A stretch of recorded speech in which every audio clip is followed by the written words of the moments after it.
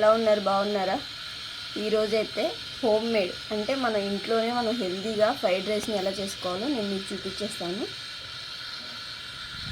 దీనిలో కావాల్సిన ingredients cabbage, ఉల్లిపాయలు, పచ్చిమిర్చి, ఇంకా మీరు క్యాప్సికమ్ ఉన్న, క్యారెట్ ఉన్న, ఇంకా ఇంగ్రీడియంట్స్ ఏమైనా వెజిటేబుల్స్ వేసుకోవచ్చు, అది మన ఇష్టం. సో నేను ఇవైతే అన్నీ కూడా వేసేసుకుంటున్నాను.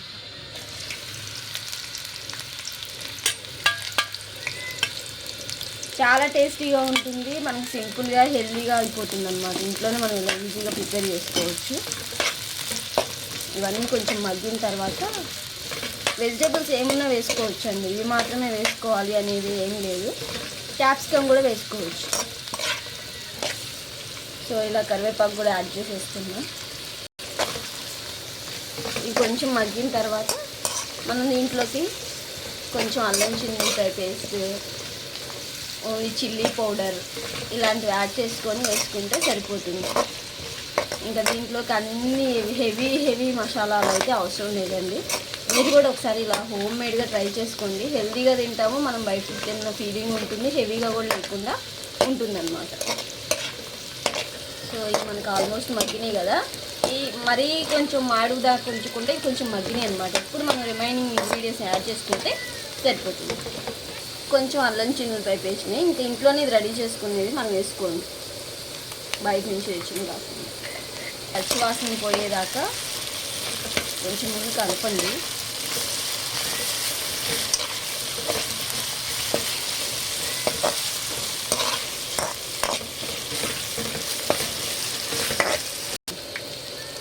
సో కొంచెం ధనియాల పౌడర్, కొంచెం ఇంకా ఓన్లీ చిల్లీ పౌడర్ కొంచెం వేసుకోండి. ఆల్రెడీ మనం పచ్చిమిర్చి వేసాం కాబట్టి నేను ఏదైతే ఎక్కువ వేయట్లేదు. ఇంకా రుచికి సరిపడా సాల్ట్ కూడా ఒకసారి ఇలా కలిపేసుకోండి. ఈ పచ్చివాసన పోయిన తర్వాత ఓన్లీ చిల్లీ పౌడర్ వేసాం కదా, ఈ పచ్చివాసన పోయిన తర్వాత మనం ఇంకా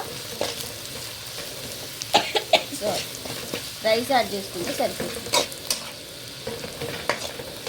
తర్వాత దీనిలోకి అయితే రైస్ యాడ్ చేసుకోండి.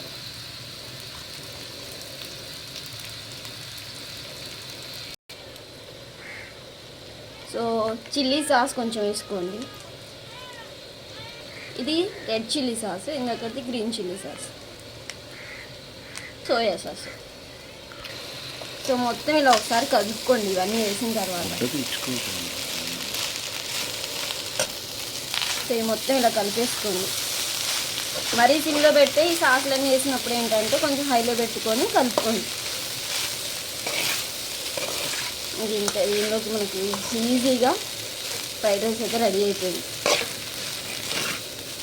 ఇప్పుడు దీనిలోకి కొత్తిమీర వేసి గార్నిష్ చేసుకున్నామంటే ఇంట్లోనే ఈజీగా.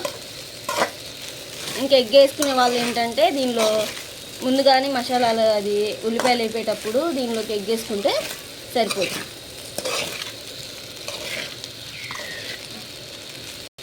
సో ఇలా కొత్తిమీరతో గార్నిష్ చేసుకున్నామంటే మనకి వేడివేడిగా ఇంట్లో చేసుకునేది అయితే రెడీ అయిపోతుంది ఫ్రైడ్ రైస్. ఇంకా ఇలా ఎవరైనా ట్రై చేయని వాళ్ళు ఉంటే కనుక డెఫినెట్గా హెల్తీగా మనం ఇంట్లోనే ఇలా ప్రిపేర్ చేసుకోవచ్చు అనమాట.